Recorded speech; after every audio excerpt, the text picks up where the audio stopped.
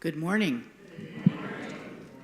And welcome to this service of worship at the Unitarian Universalist Church of Tucson on Sunday, November 8th, 2025. My name is Helen O'Brien, and I am your worship associate this morning. Is the mic catching me? Okay, good. Not like that. Whoever you are, whoever you have been, and whoever you are becoming, we welcome you and invite you to bring your whole self here now. Now for some housekeeping. There are gender-specific restrooms out the glass doors behind you and to your right. And there is an accessible, inclusive restroom in the alcove behind the AV desk, and two more in Goddard Hall in the building adjacent and out the doors to your left. On Sunday mornings, the social hall, our parking lots, and our children's classrooms are open to all without invitation. However, we have designated a number of other areas as private, even on Sunday mornings. Private offices are labeled, and entry to these spaces are by invitation only for us and for any law enforcement officers, including ICE, unless they have a proper judicial warrant. If you do not feel safe and need to take advantage of these spaces, you are invited to enter one of them. With that in mind, let us remember those desert people who came first to this place and whose land was taken in successive acts of displacement and genocide. We recognize and honor the Ahdam, the Yaqui, and the Apache. We also honor the Hohokam and the many other ancient indigenous peoples whose names are not known to us. As we move more deeply into the sacred space of worship, please know that you are indeed welcome here. Our community is striving to become as varied as the blooms of the Sonoran Desert.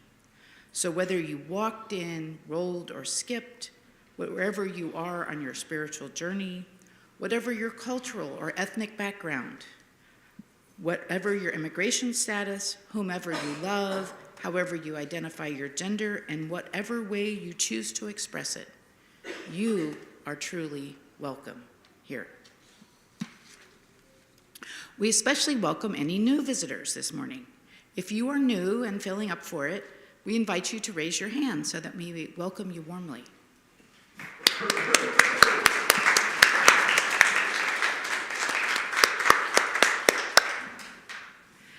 As Unitarian Universalists, one of our core values is transformation. We adapt to the changing world. These words are from Reverend Dr. Sherry Prudhomme. Explain, our religious communities at their best are places where we grow our capacities to be with experience in all its complexity and paradox, to listen deeply to one another, to allow ourselves to be seen and held in love, and to respond creatively and collectively.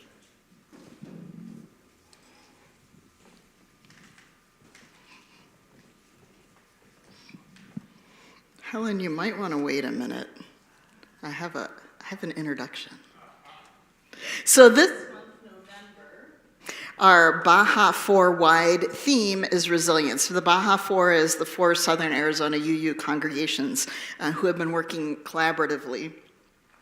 We will explore the idea of resilience at UUCT in the next 3 Sundays from very different voices, including today, where we have members of our Healing Accountability team speaking about what being on this team has meant to them. Our Healing Accountability team, or HAT, was called together several years ago with the intention of bringing to sunshine the hurts, misconducts, and seeds of distrust that have been planted in our congregation over time. One thing they learned early on in this process is that those seeds were planted 75 years ago. Yes, at our very founding in the late 1940s, this congregation experienced its very first breach of trust by its leadership. Over these years, we have held small group sessions to learn about the damage that misbehavior can cause in a church, and we began to see the patterns that arose from holding on to this mistrust. In the past 2 years, our team has specifically been focusing on one incident where a minister was the person who misconducted. The situation, of course, is complicated and messy and is still alive in members who were there then and who are still with us now. I'll share a little bit more about this situation later in the service, but for now, know that this hurt is being tended by some very gentle and loving hands. One thing that has surprised me as we've moved through this specific misconduct by this specific minister is that what was sown, we reap. The seeds of discourse that a significant breach of trust plants comes to bear fruit in the form of more distrust, hoarding power, high conflict, fear of taking leadership roles, and ultimately a division of the congregation. No longer a we, this church became us and them. This is the work that our HAT team has been undertaking, bringing this community back to one we, one table, one community. This work took a team, as does all survival and resilience. Remember those moments in your life when you faced a difficulty, a death, a divorce, a major diagnosis or medical procedure, a job loss, a housing loss, a childhood trauma. Healing for many of us happens in and with community, where we are reminded that we are whole and holy even in the pain and uncertainty. We are loved no matter the outcome. We don't have to weather this season alone. And in turn, we then share that strength with others. The HAT, in essence, sought what many of us who have raised children know as co-regulation. This comes before self-regulation. Elizabeth Barish Brown reminds us, quote, "For every first breath we reach out. Co-regulation, not self-regulation, is our nature. We find our cues from the sun and the moon, from each parent and caregiver. We find our place in this great turning planet by turning to one another. Generation to generation, we awaken to the dawn and fall asleep at evening's end. Our life's journey is part of something greater, something simple, something divine. A flame cannot be lit without a spark, a life cannot begin without air, and we cannot begin to find ourselves without love. May we reach out to one another, may we offer love and nurturing care, may we join together in celebration of the interdependence of our lives. Come, let us worship together." Please join me in saying these words as Helen now lights our chalice. If you're online with us, please light your candle or your chalice with us as we say these words. We light our chalice as a symbol. We kindle this flame. We honor and remember those who have passed into the mystery. Their brightness lives on in our vision. Their courage lives on in our commitments. And their love continues to bless the world through us. Our first song this morning will be sung by someone other than me. I'm grateful that we have so many good voices, and thank you, Johnny, for lending Thomas to yet another thing. He volunteers quite a bit in our church. Would you please rise and sing our praises for sing out praises for the journey, a new song, and because it is new, Danielle will play through once entirely. It's an old tune to a new words. Please rise as you are able.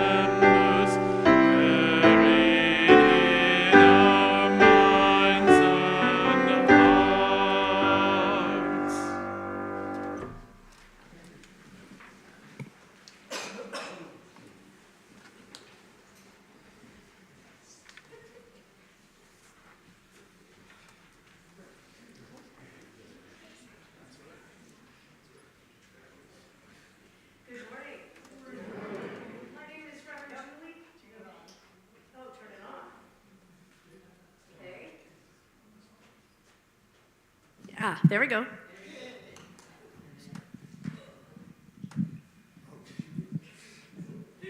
Okay, I'll hold it too. My name is Reverend Julie Olson. I am one of the leaders of the Covenant of Unitarian Universalist Pagans. Aha. Maybe?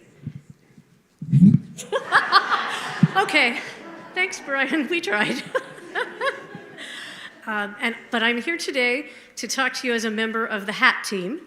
And my testimonial is about my experience on that HAT team. So when I joined UUCT in 2016, I knew that there was dysfunction and some big tension in the congregation, but I didn't really know why. Couldn't put my finger on it.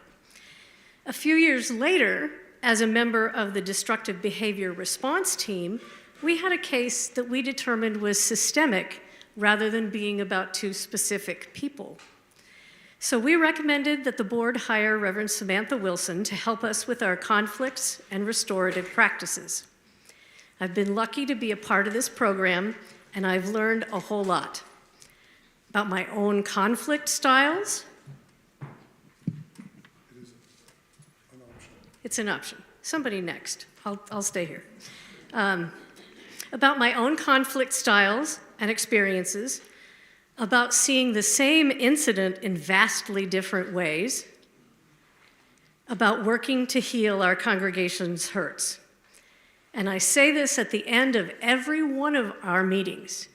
This is some of the hardest work I have ever done, and it is some of the best work I have ever done, and I am grateful for the people I have been able to do it with. Thanks.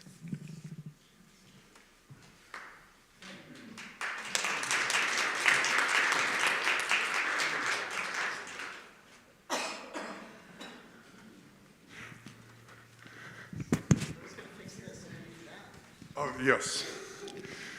Our next song is May Your Life Be As a Song. It's a song I believe many of you will know.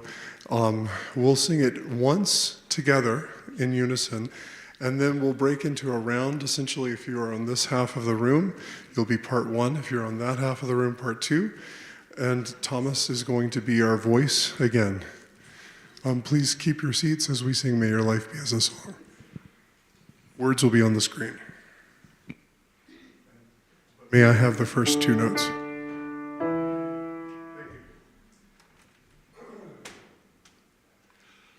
May your life be as a song, resounding with the dawn, to sing awake the light and softly serenade the stars, ever dancing circles in the night. May your life be as a song,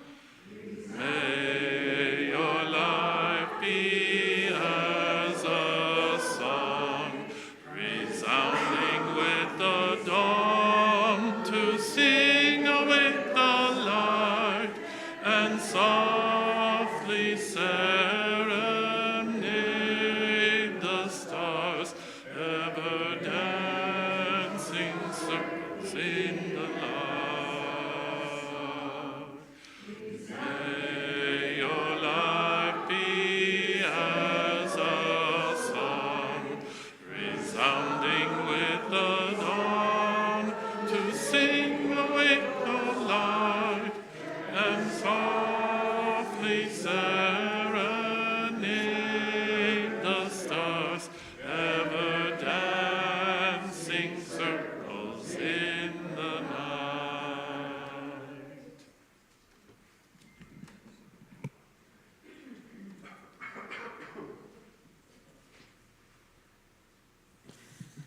Our earth is strong. And so is our mic. It can hold our pain and our joy, our love and our anger. Our shared bowl, which we use for joys and sorrows each week, is strong enough to hold the big rocks, our collective celebrations and mournings. We also have smaller stones that will be added to signify our individual joys and sorrows. We who live in the desert know that water is a life-sustaining and sacred resource. Let's remember those who are walking through our desert right now without access to water. We pour water to represent the supplies of water left by those who show compassion for anyone crossing our desert to find a better life for themselves and their children. If you have a joy or sorrow to share, I invite you to go to menti.com and put in the code 16452353, or scan the QR code. Please add your name to your Menti if you want us to know who is sharing.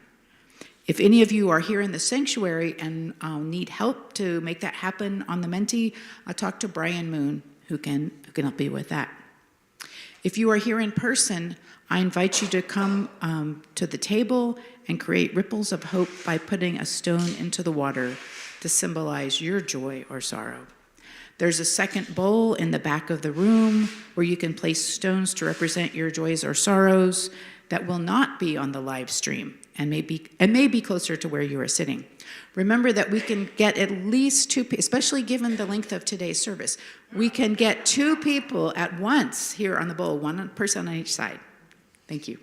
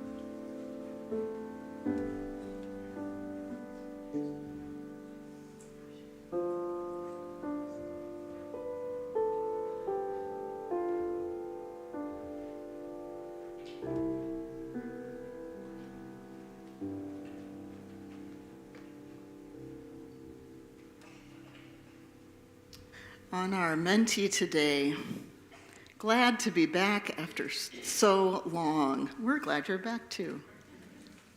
Joyful to have a wonderful, supportive partner I trust and love. Amen.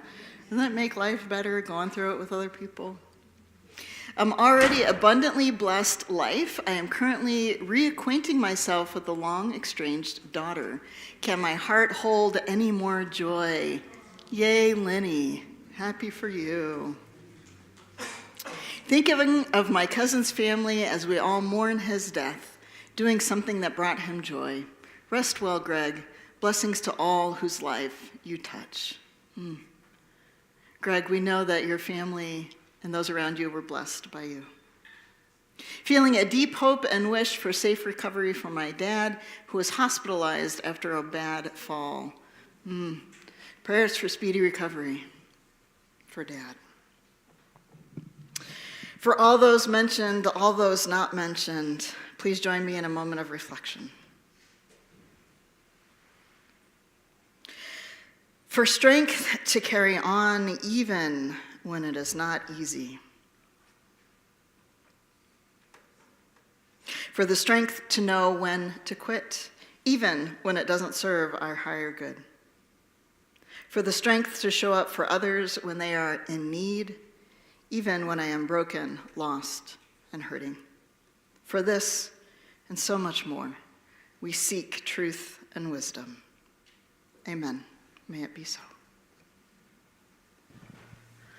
Would you please respond in song with Mary Grigola's I Know This Rose Will Open. The words will be projected on the screen, and we'll sing it through 3 times. It's an easy song that is fairly well known. If it is new to you, please lean in and catch it as it passes.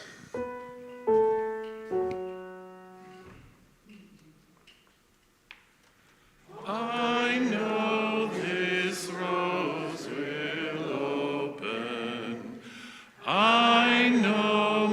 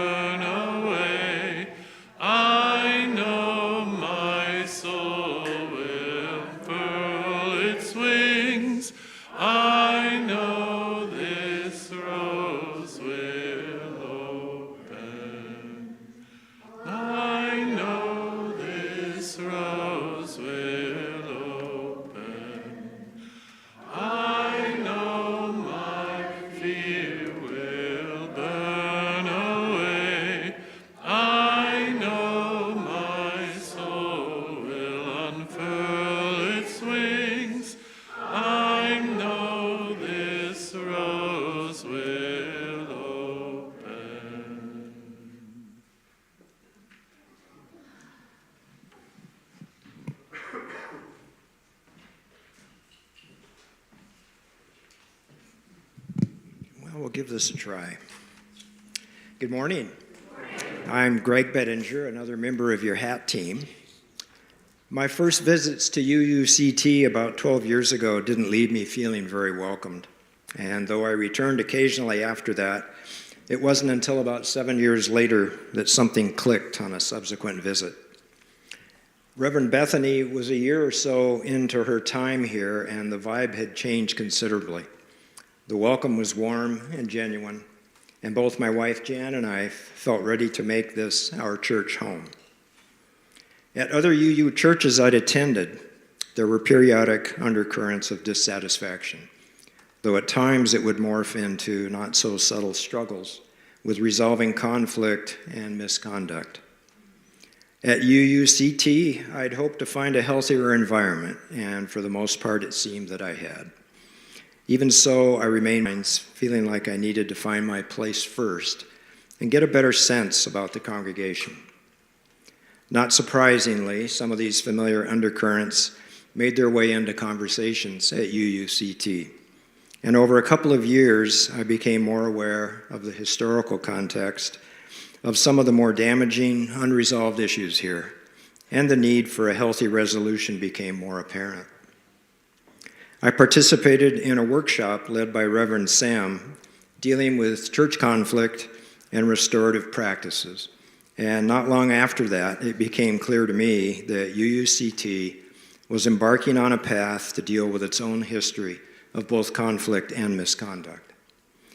In May of last year, I said yes to joining the nascent Healing and Accountability Team, the name we adopted as we began our work in the late summer.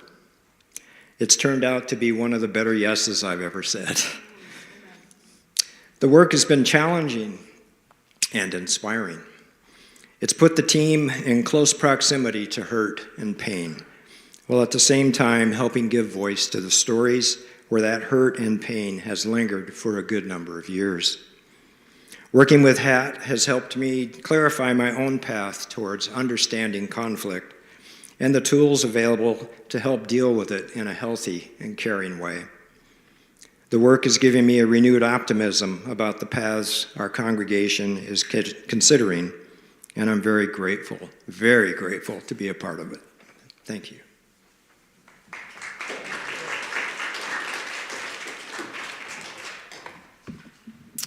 So, as many of you know, I was hired at UUCT in 2017. When I got here, things were tense. I had no idea what the history was. I just moved from Houston. No idea what the history was or where the tension is coming from. But it was like when you go into the office at work and your colleague has microwaved fish for lunch, right? You didn't personally eat the fish, but it lives with you. That's what the tension felt like here at UUCT. At that point, we were in the middle of an interim ministry with Reverend Lynn Oglesby after a difficult ending with Reverend Diane Dalgert, who was the settled minister here from 2006 to 2017. Piece by piece, people started sharing the fish with me. I started hearing the stories, right? And of course, I read our official history written on the 50th anniversary of this church. In 1998, our 50th anniversary, Susan Call and Darlene Matthews, both of whom are here, wrote this amazing history of our congregation. It really is a fabulous document. It's on our website. Go read it. You will learn so much.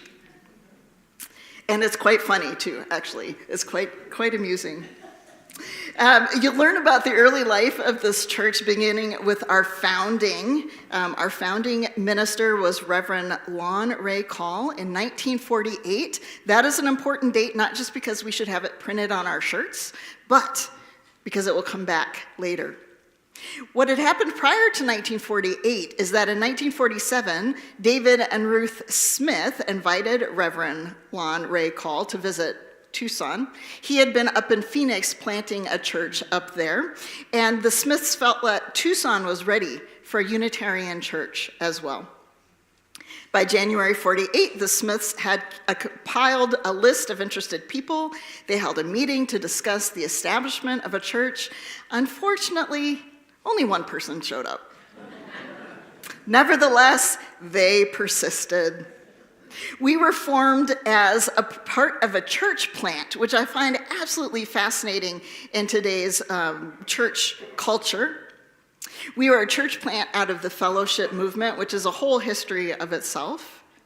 But in Tucson that year, numbers increased, and by February, Mrs. Smith reported to Reverend Call there were 20 persons present, and the meeting was a big success. So we were ready to go. They had their first worship service February 22nd at the YWCA. We know that historic building, with 25 persons attending. So small but mighty Unitarians in Tucson. We met at the YWCA for a few years until there was enough momentum to purchase land beginning in 1953 on, quote, 5 acres donated from Mr. Samuel P. Goddard, Sr. and Samuel P. Goddard, Jr. and his wife, Judy. The vote at the annual meeting to accept the donation was unanimous, and they write this in the history, quote, but being Unitarians, the membership naturally indulged in the pleasure of a full discussion first. After all, it did seem reasonable in 1952 to question whether the location was too far east from the center of town. My, how things change. This building, Holland Hall, was begun later on in 1969. So we've gone through a lot of history, but we learn that the more things change, the more they stay the same, right? We have been writing about budget shortfalls in all of our documentation since 1948, which is our founding year, the first recorded budget shortfall in our history. In 1961, the Vagrancy Committee held a public meeting at the church. We are revisiting camping and loitering on our property today. Come to our meeting. 1968 to 1969, periodic announcements appeared requesting help with yard work. Go look at our newsletter today. And in 1973, Reverend David Johnson included in the order of service, quote, a printed notice about applause, referring to a problem which continued for many years in the church. I have to say, I have this conversation several times a year about whether we applaud during service or not. We have also done some brave and some hard things. A potential controversial issue in the late 1960s, early 1970s was the Metropolitan Community Church, who wished to use Awareness Room for their services. This congregation was polled for its opinion. Ultimately, it was determined to permit their use. Why was this controversial? The Metropolitan Church was a gay organization. We did the hard thing, friends. We ended up on the right side of history. We've also weathered some difficult times. Jennifer Teska, a dedicated member, was killed during construction of an older iteration of our playground. It was devastating and heartbreaking for all involved. We also have in our history the story of not one but 2 ministers who snuck out in the dead of night. Our very first minister, 1948 to 1950, I told you that date would be important. Reverend Robert Henry Holmes left under conflicted circumstances.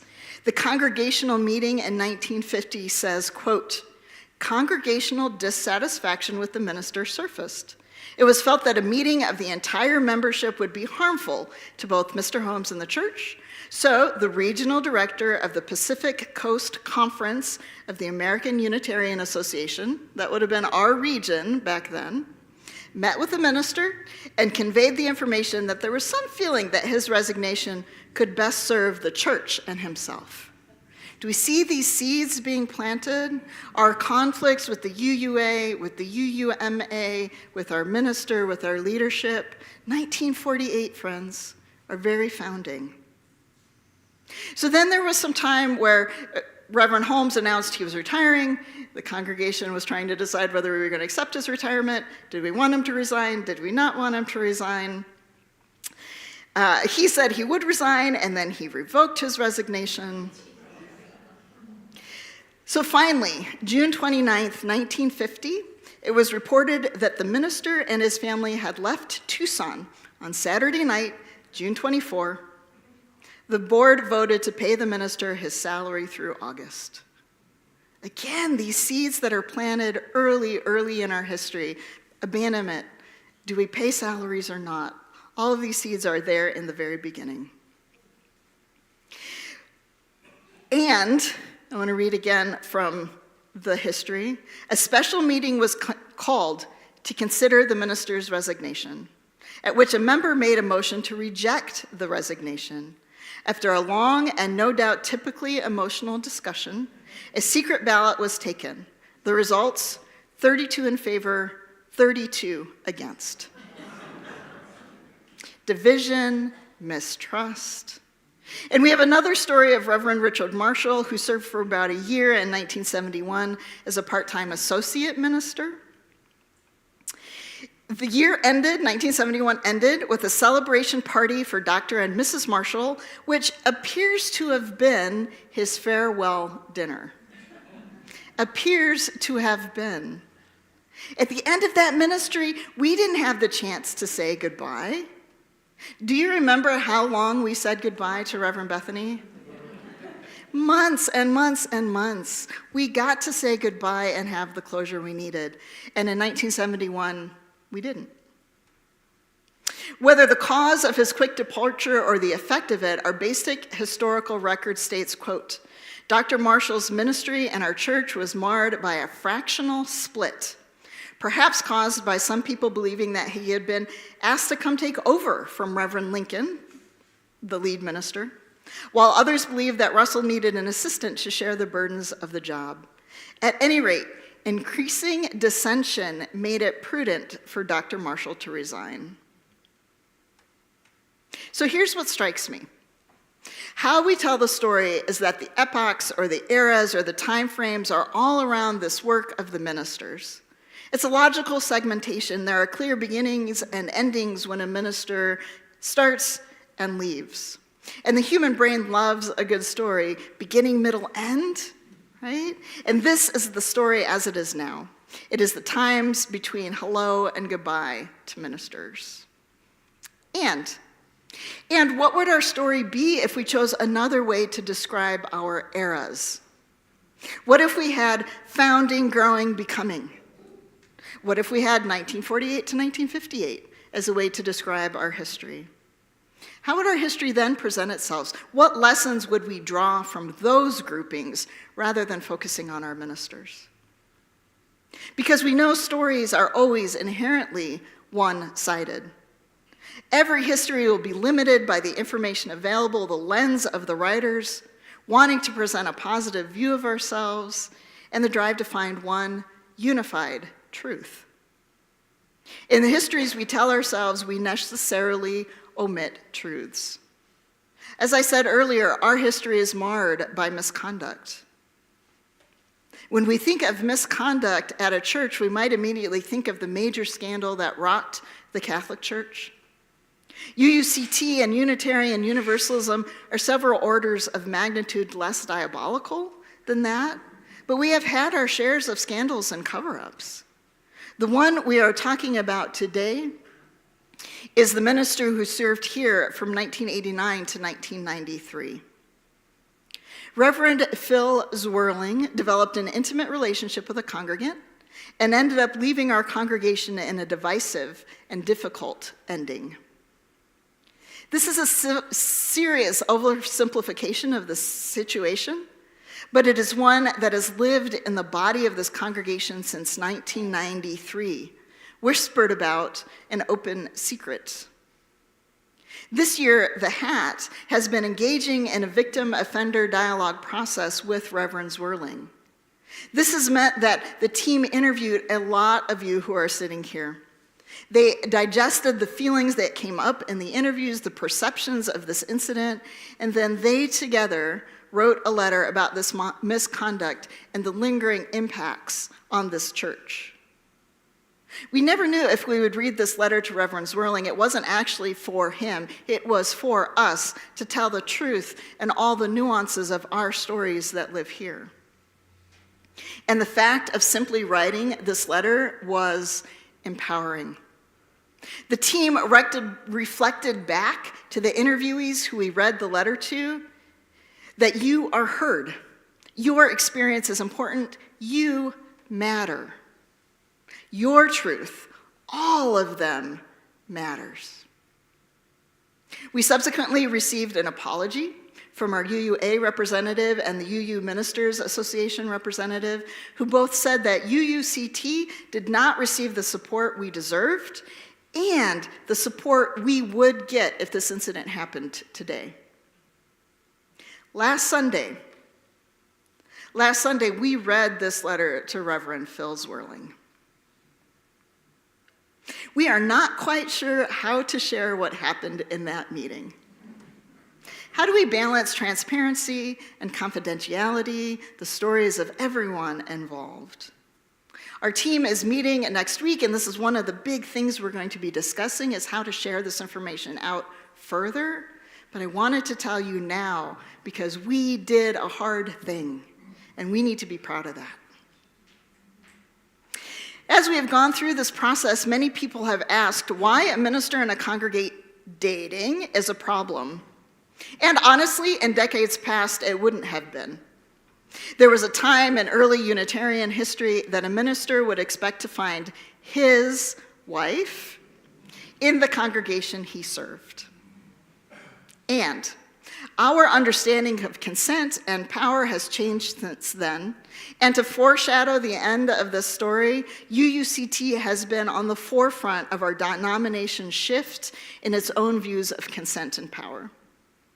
Today, we would call a minister and a congregant dating misconduct, plain and simple. The power balance between a minister and a congregant is unequal. In the best of circumstances, we ministers, like therapists, hold people's most intimate, confidential life with care and compassion. We are privy to the most tender and vulnerable parts of people's lives, deaths, hopes, illnesses, and spirits, and so much more. We are trusted to hold them in care and not use people for our own personal gains, sexual, personal, or financial. That is the misconduct. So even if you personally never come to me for pastoral care, you as a body trust that I, as a minister, will not violate the trust you have in me to care for our congregation without using them or you for my ends. This violation in 1993 was just one in a long line of mistrust, misbehavior, and outright misconduct that has occurred at UUCT. Because of the hurt caused and blatant and hidden misconducts, UUCT developed a pattern of behavior that our team was able to identify. Rifts, or as our history says, factional splits, divided the congregation into sides. People began to see themselves as heroes, the only one who can save this church from those evil others. So then, of course, there are villains, the ones causing all the pain. And who do they hurt? The victims. Victims, villains, and heroes. Who plays which role? It depends on who is telling the story, right? One of the most significant pieces of feedback I've heard over and over as we've been going through this process is that all of us began to see how these systems work in other contexts. Our places of employment, our personal relationship, our families of origin, everywhere, we were identifying things like the victim-villain-hero dynamic. And asking ourselves, how do I play a role in that? The Healing Accountability team focused on the question, how do you begin to approach righting wrongs and receiving and offering repair?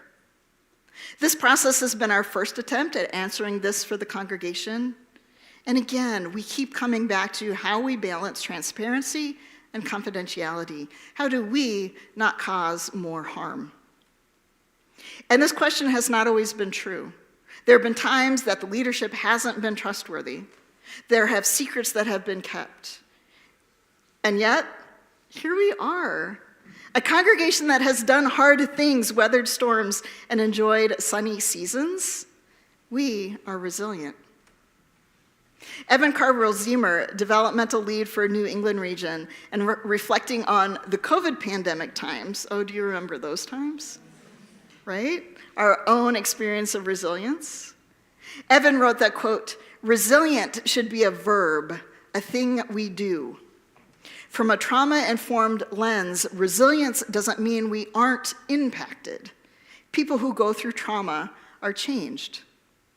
Resilience simply means our future isn't only impacted by the trauma. To be resilient, we need spaces to tell our stories, to feel safe enough to feel all the ways we've been impacted, to rebuild healthy, safe social connections, to grieve." End quote. This is the work of the Hat. Telling stories, telling all the truths, creating safety for those impacted by the harms, and supporting them in responding to their harms that isn't only from a trauma response. We know we have more work to do, both our team and as a congregation, other harms to name, other conflicts to solve, and the seeds are planted. Planted for health, for good conflict, for resilience. This year we've gotten to practice saying goodbye, a good goodbye to Reverend Bethany. She didn't sneak out in the dark of night. We get to practice again when we say a good goodbye to Mary, who we are not letting sneak out in the dark of night, as we send her into her life of leisure and retirement. And just as a point of transparency, the Personnel Committee and I are going to work with a temporary staffing agency to fill the office administrator role, while Francis, our transitions consultant, and you all figure out what we want in that permanent position. We will have clear and transparent processes going forward. And these big transitions might be making some of us feel anxious because we haven't always done this well. That's completely understandable. We have been through some hard transitions here, ones that have left us divided, angry, and hurt. But we don't have to this time if we choose not to. If we commit to working together when it's not easy, if we commit to telling all of the truths, even the ones that are painful, in other words, if we commit to staying in the rumble, as Brene Brown says. A rumble is a discussion, a conversation, or a meeting defined by a commitment to lean into vulnerability, to stay curious, and to be generous. So, will you rumble this year with us? Please respond with 1058, "Be ours a religion." The words will be on the screen. And again, the voice going out on the stream will be Thomas Gregory. Thank you.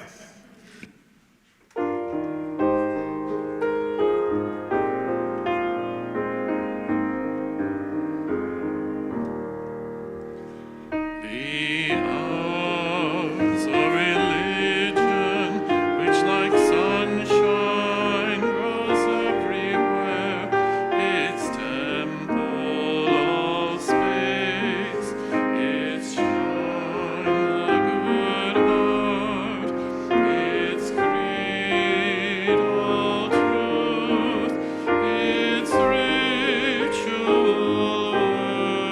works of love.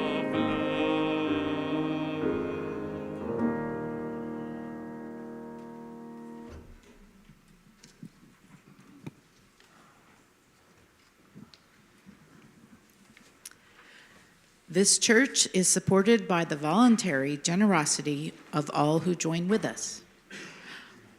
One Sunday each month is designated as Share the Plate Sunday, at which we give on which we give half of the non-pledge collection to a community organization whose mission we support. Generosity is a spiritual practice, and Share the Plate is an expression of our mission. The Casa Maria Soup Kitchen is our Share the Plate recipient this month. And what a good time to support someplace that's helping distribute food. So here's Brian Flagg to tell us all about it. Greetings.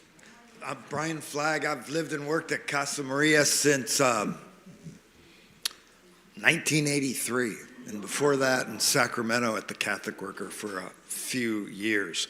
I love coming here. It's so great. It's so different from my Catholic church. And the most noticeable thing is like, man, you got like powerful women in charge. So here's the deal, man. Like every day I've been saying every day that we serve 400 bagged lunches to people, in addition to 60 family bags. Well, unless you live under a rock, you probably know that there's war against poor people globally and in this country also. And so the circumstances have changed. There's so many more poor people, and on the bottom rung of that poverty, there's so many poor people being thrust out into the streets to live, I feel, undignified lives. And it's a crying shame, but that's where we're at. So we at the Casa Maria Catholic Worker continue to run the soup kitchen. One day last week, I counted, it was the end of the month, and we served not 400, we served 540 bagged lunches in one day, in addition to 75 family food bags. And yeah, it's a good thing, but really it's tragic. The wealthiest, mightiest country in the world, and this exists. So anyways, we exist entirely on private donations.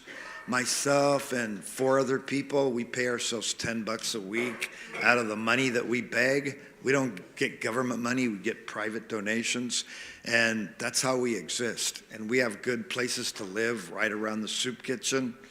And we actually do pay 3 people to be community organizers because, really, I'll be honest with you, to hell with charity. What we need is justice.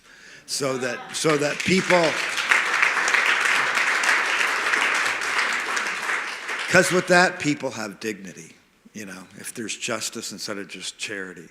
So anyways, thank you to the Unitarians, because you guys, for all them years I've been at Casa Maria, like this place has been front and center and supported poor people, supported the people that are hungry and people, and you also have been like mouthing off for a long time ago about how immoral wars are and stuff like that. So from me and kind of like from the people we serve, I'd just like to say thank you very much, and we really appreciate the presence of the Unitarian Church here for all these years. Thank you.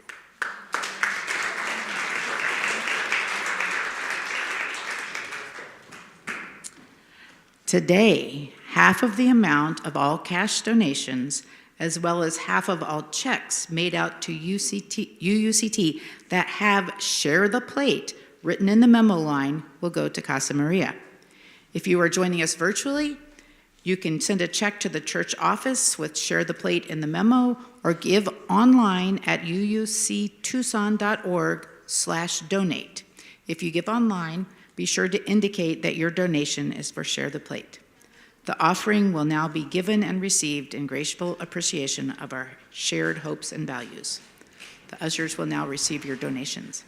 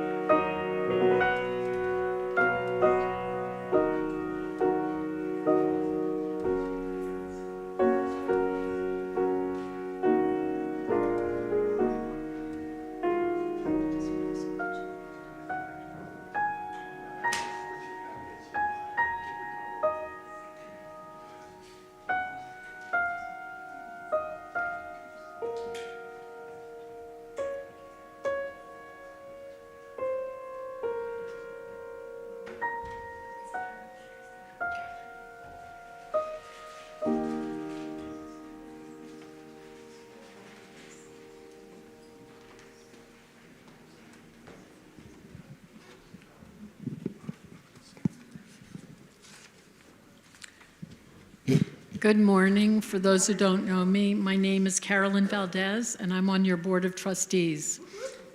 My portfolio is community life, which many of the things that were on those announcements are from community life groups. There's a new community building activity I want to highlight. Sponsored by the Grief Group, it is called Coloring for Relaxation and Resilience. This activity allows people to connect with fellow members and deepen friendships. It happens on the second and fourth Thursdays at 1:30 in Goddard. Bring your own coloring supplies. For any questions, see Linny Bradley. We still need volunteers to help set up and monitor the rummage sale this week. Please see me in Goddard after the service if you can help.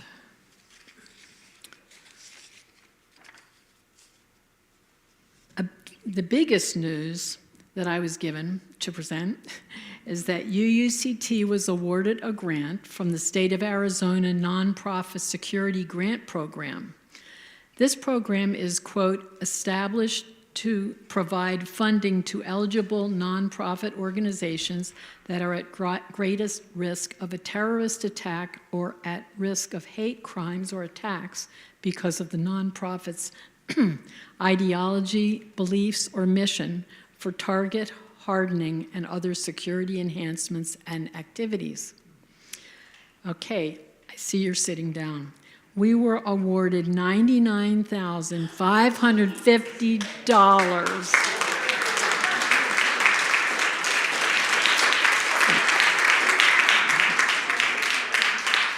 So, many thank you to Marie Bjork, who took on the very short notice task of writing the grant and the groundwork laid by earlier team members, including the safety team and facilities. So, Marie's sitting here. Yay, Marie.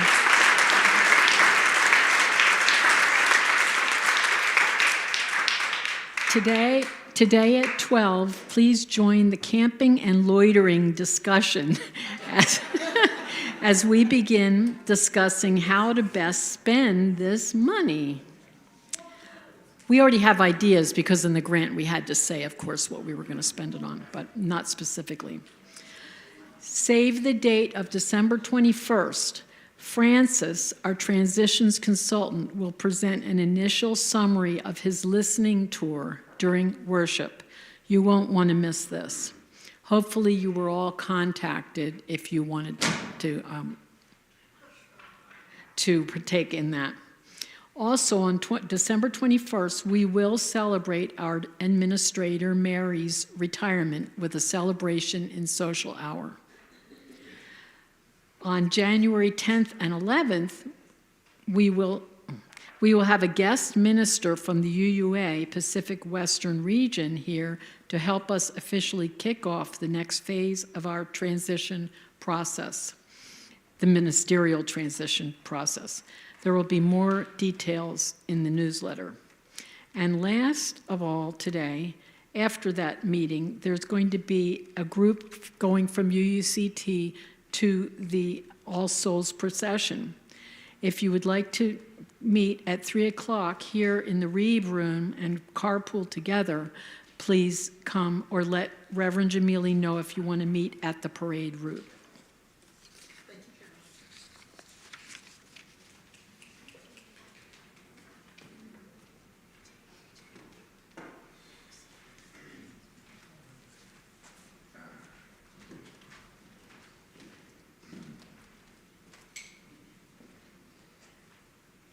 I don't know how I'm supposed to follow all that. Okay. Hi, I'm EJ. I'm part of the hat team. I just lost my freaking... Oh, here we go. All right. Being part of the healing and accountability team, learning our history of conflict and strife as a congregation, has taught me that this church is incredibly resilient. I already knew that we were all human and we all make mistakes, sometimes grave ones that we carry for decades on our hearts. What I learned is that even decades later, we can reach for repair.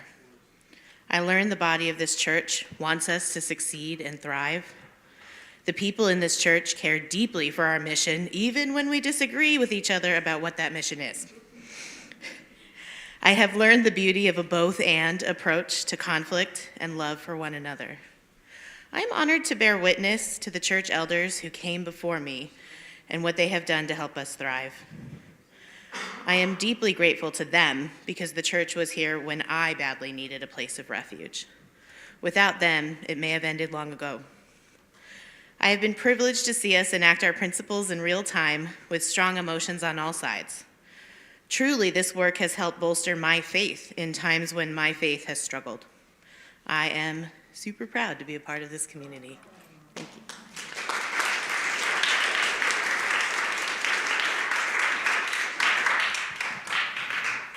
We could not fly the Reverend Dr. Samantha Wilson back out to be with us today, but she sent us a letter, and we have a video. So let me read the letter from Reverend Sam.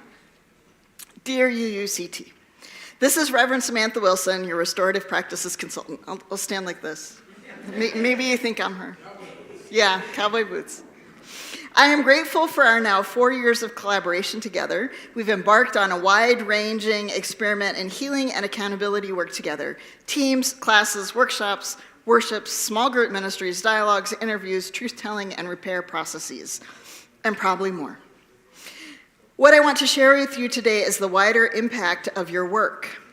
As you've worked, you've created pathways and practices that I have shared with other congregations. Together, you and I created the Spirituality of Conflict course.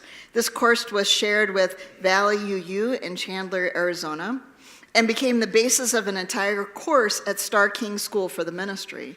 What you and I created is now shaping ministers in formation. 3 years ago, we did a workshop where I showed up nervously with 3 balls of yarn to help us talk about impacts and responsibilities. We used blue yarn for our connection, yellow for our promises, and red for our power. I lost my place. These exact 3 balls of yarn have unraveled and been re-rolled personally, traveling with me to 6 other congregations and trainings across the UUA, held in the hands of other people asking questions about how to heal from harm and how to stay connected. Reverend Sam has sat in meetings with leaders at the UUA and UUMA asking, how is Tucson doing it? Hear that again. Reverend Sam has sat in meetings with leaders at the UUA and the UUMA asking, how are we doing it? Not saying, how bad is UUCT, but how are we doing this work? By that, they don't mean doing it perfectly or even knowing what you are doing, but your willingness to try things and keep learning how to heal and be accountable, and how the willingness reveals unexpected lessons and gifts to help more people than just you. I am writing you now from Hawaii, where I am partnering with UUA and UUMA leaders with our congregation there to explore the possibility of a program to support them in tending their history. Almost entirely inspired by our Integration Resilience program that 23 of you participated in 2 years ago, and that team you co-designed with me, with Reverend Bethany and Reverend Jamili. Hear this. The UUA and UUMA fully recognizes UUCT's leadership in commitment and innovation for healing and accountability related to misconduct and conflict. I am thankful for your innovative and principled approach to doing hard things together, and I am here for what you do next. Grateful, Sam.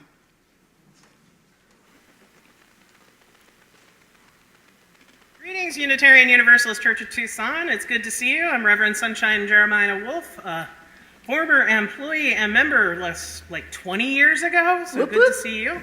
And hi, I'm Reverend Sarah Gibb Millspot, and I am your regional staff person who used to be your primary contact, but continues working with you as the portfolio holder in conflict and misconduct healing.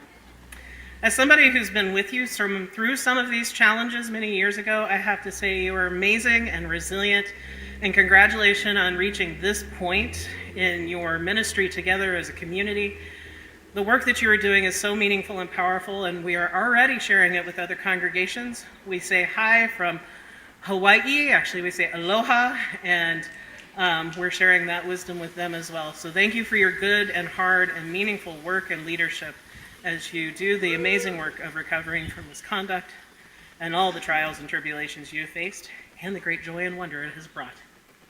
It's been incredible working with you. I first encountered your congregation about 9 years ago, exactly 9 years ago, when I was there at the beginning of your interim time with Reverend Lynn, and just seeing the way that you have intentionally transformed the way that you are together, your identity together, looked at your history, your stories, and built intentional relationships based on how you want to be together as a whole and healed and vibrant and meaningful community. It's been tremendously meaningful to me to be your partner in this work and to also know that it's spreading out into the world. So mahalo from us to you. Congratulations, and cause all the best trouble. We know you can.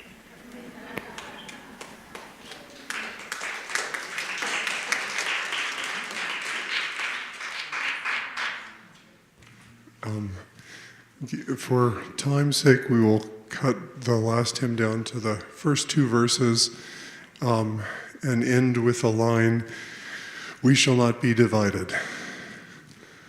Let this be a house of peace."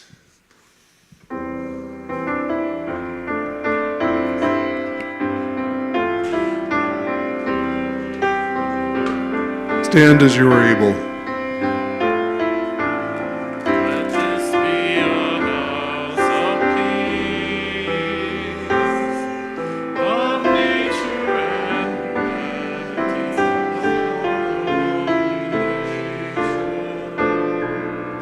Let this be our house, a home for the healing, its open doors and inspiration. Let this be a house of peace. Let this be a house of peace. Let this be a house of freedom, guardian of dignity and goodness. Let this be our house, a platform for the free voice, where all secret differences here shall not divide us. Let this be a house of peace. Let this be a house of peace.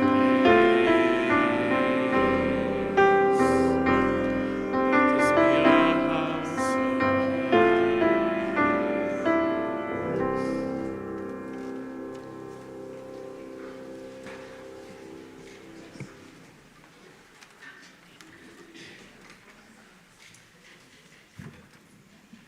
Please say with me these words for chalice extinguishing by Robin F. Gray. The flame is extinguished, but not our hope for the future, our courage in the faith of crisis, or the love we share in all the world.